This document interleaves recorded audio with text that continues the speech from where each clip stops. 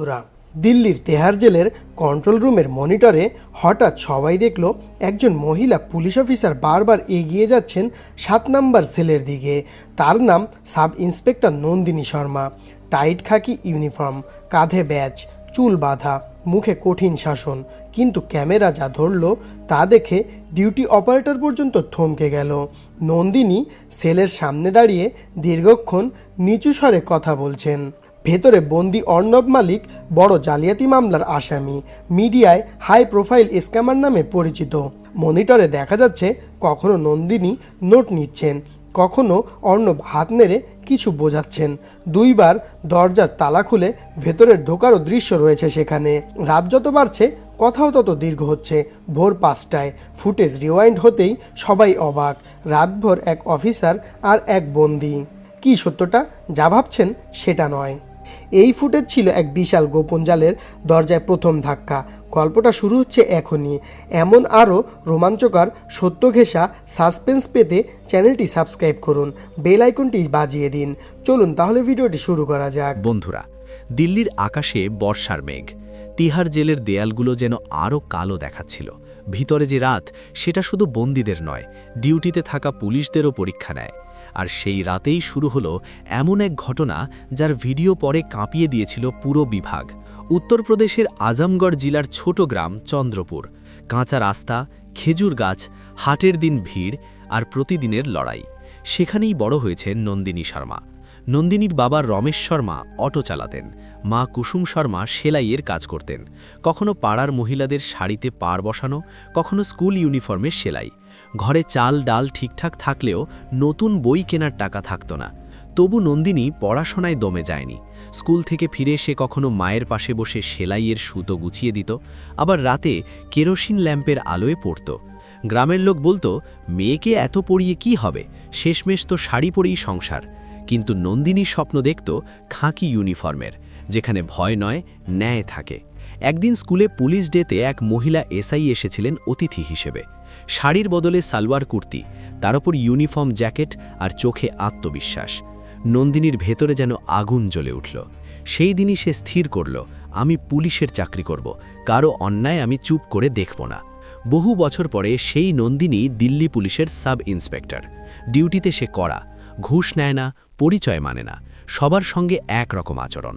কিছু সিনিয়র তাকে পছন্দ করতেন না, বলতেন অতিরিক্ত সোজাসাপটা হলে এখানে টিকতে পারবে না।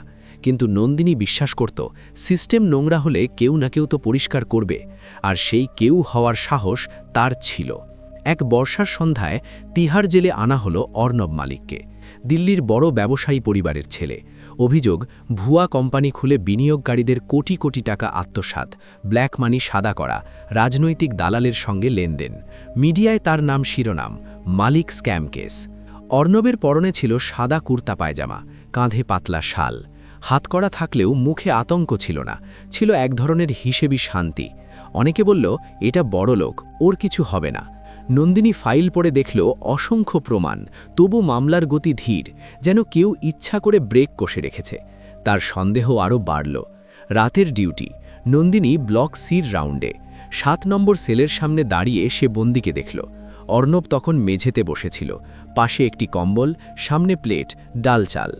নন্দিনী কড়া গলায় বলল, নন্দিনী, নিয়ম ভাঙবে না, এখানে টাকা চলে না, নাম চলে না, বুঝেছ? অর্ণব মাথা তুলে শান্তভাবে বলল, অর্ণব, ম্যাডাম, আমি নিয়ম ভাঙতে আসিনি, আমি সত্য বলার সুযোগ চাই। নন্দিনী হেসে ফেলল, ঠান্ডা হাসি। সত্য? জেলে সবাই সত্য বলে, আদালতে বলবে। অর্ণব শুধু বলল, আদালত পর্যন্ত যেতে দিলে তো? সেই কথাটা নন্দিনীর মাথায় আটকে গেল। আদালত পর্যন্ত যেতে দিলে তো মানে কি? রাত 12টা পেরোতে অর্ণব গার্ডকে ডেকে বলে সে অসুস্থ। জেলের নিয়ম অনুযায়ী ডিউটি অফিসারকে জানানো হয়। নন্দিনী আসে। সে দেখে অর্ণব ঠিকই আছে, চোখে ক্লান্তি, কিন্তু শরীর দুর্বল নয়। নন্দিনী ধমকে ওঠে, মিথ্যে নাটক করছো কেন? অর্ণব খুব নিচু স্বরে বলে, ম্যাডাম, আমি অসুস্থ না, কিন্তু আপনার ডিপার্টমেন্টের কয়েকজন অসুস্থ, ওরা আইন খেয়ে ফেলেছে। নন্দিনী থমকে যায়। অর্ণব, আপনি যদি আজ শুনে না নেন, কাল আমার মুখ বন্ধ হয়ে যাবে। নন্দিনী কড়া চোখে তাকায়, কাকে ভয় দেখাচ্ছ? অর্ণব শান্ত, ভয় দেখাচ্ছি না, সতর্ক করছি। আমি জানি কারা মালিক স্ক্যামে টাকা ভাগ করেছে আর কারা তদন্ত থামিয়ে রেখেছে। নন্দিনীর বুকের ভিতর অদ্ভুত টান, সন্দেহ, রাগ আর দায়িত্ব সব একসঙ্গে। সে কন্ট্রোল রুমে কল না করে প্রথমে যাচাই করতে চাইল, কারণ সিনিয়রদের মধ্যেই যদি কেউ জড়িত থাকে তাহলে খবরটা বাইরে গেলেই অর্ণবকে চুপ করিয়ে দেওয়া হবে।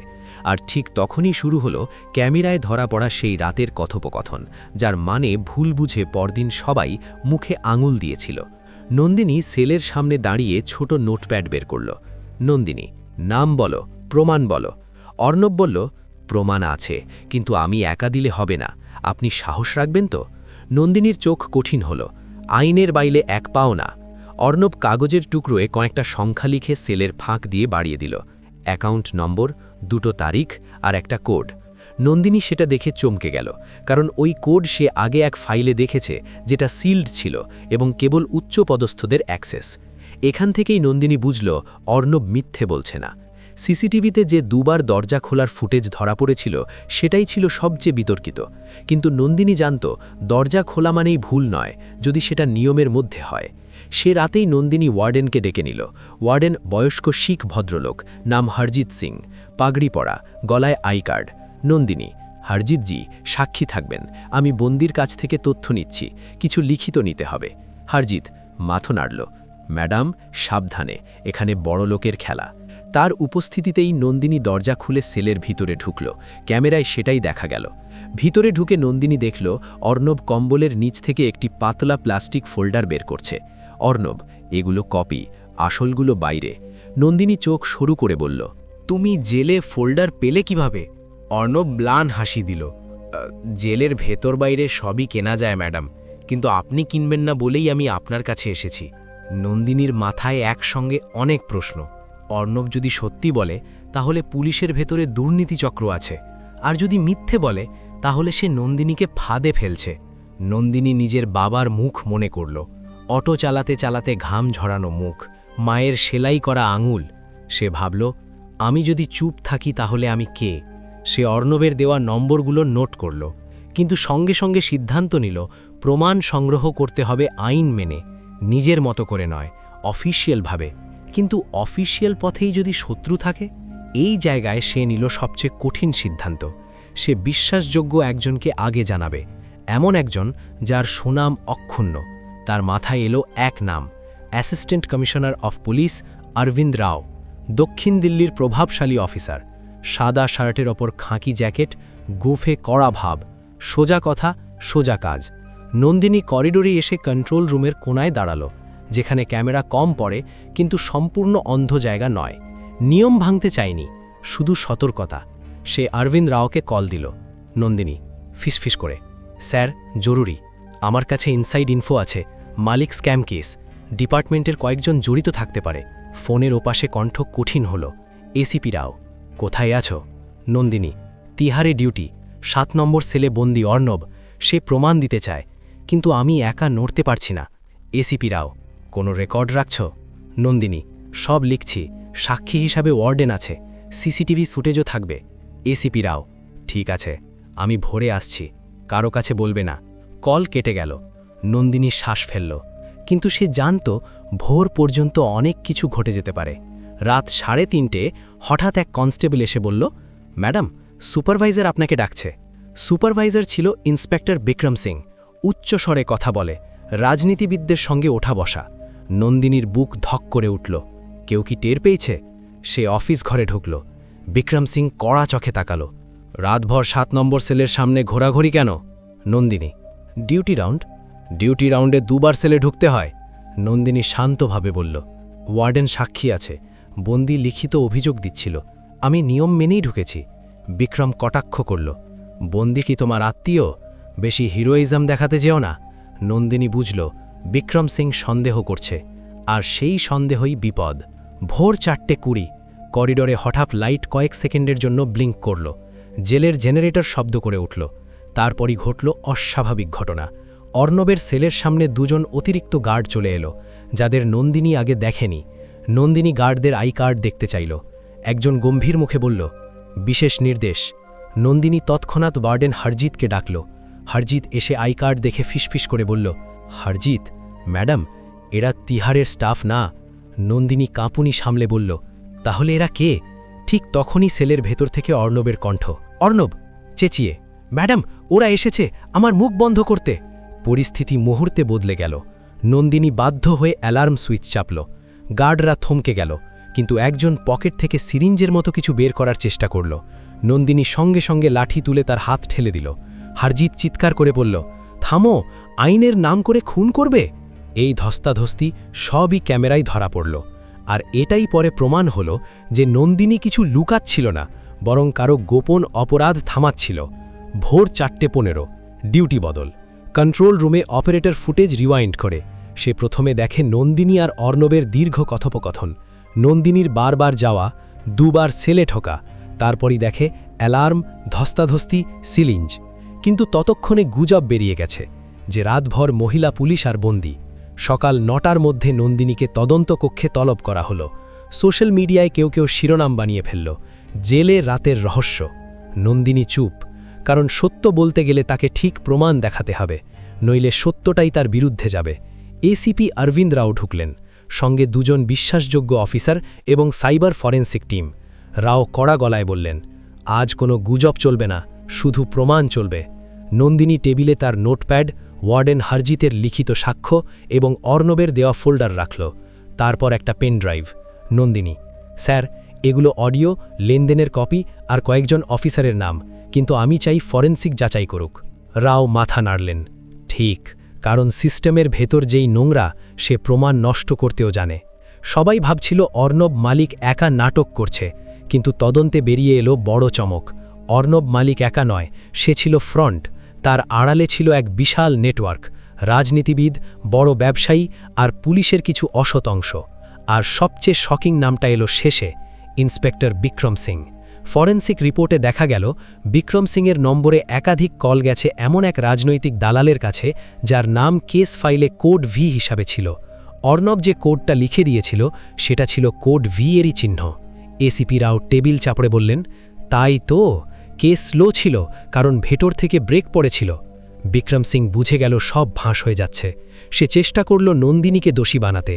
সে বলল, স্যার, ফুটেজ দেখুন, রাতভর ও সেলে ঢুকেছে, এটা অনৈতিক।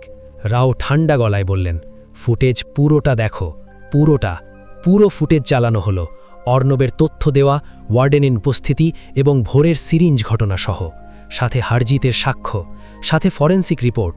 যে গার্ড 2 জন এসেছিল তারা তিহারের স্টাফই ছিল না, ভুয়া হাইডি ব্যবহার করা হয়েছিল। রাও এক লাইন বললেন, নন্দিনী শর্মা কাজ করেছে আইন বাঁচাতে, আর তুমি বিক্রম সিং আইন বিক্রি করেছ। বিক্রম সিংকে গ্রেপ্তার করা হলো। তার সঙ্গে আরও 2 জন সাব ইন্সপেক্টর আর এক রাজনৈতিক দালাল ধরা পড়ল।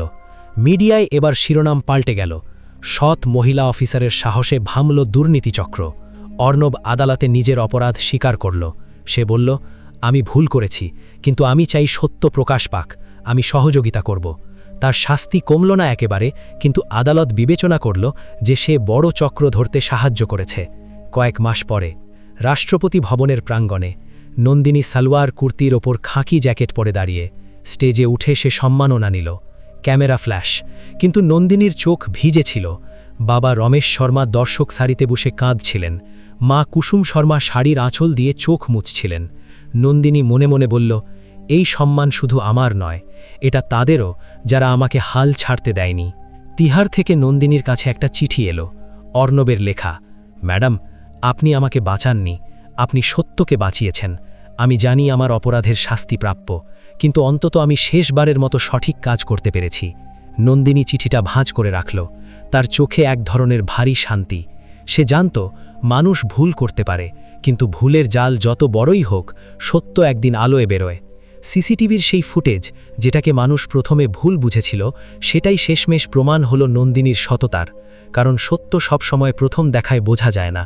গুজব দ্রুত ছড়ায়, কিন্তু সত্য দাঁড়িয়ে থাকতে সাহস লাগে। নন্দিনী শিখেছিল, ক্ষমতা বড় নয়, চরিত্র বড়। ইউনিফর্ম শুধু কাপড় নয়, এটা প্রতিশ্রুতি, আর প্রতিশ্রুতি ভাঙলে সমাজ ভেঙে পড়ে। বন্ধুরা, এই গল্প থেকে একটাই শিক্ষা, কারো সম্পর্কে সিদ্ধান্ত নেওয়ার আগে পুরো সত্যটা জানুন, আর অন্যায় দেখলে নীরব থাকবেন না। গল্পটা যদি আপনাকে ছুঁয়ে থাকে, এখনই চ্যানেল সাবস্ক্রাইব করুন, বেল আইকনে ক্লিক করুন, আর নিচে কমেন্ট করে বলুন আপনি হলে নন্দিনীর জায়গায় কি করতেন।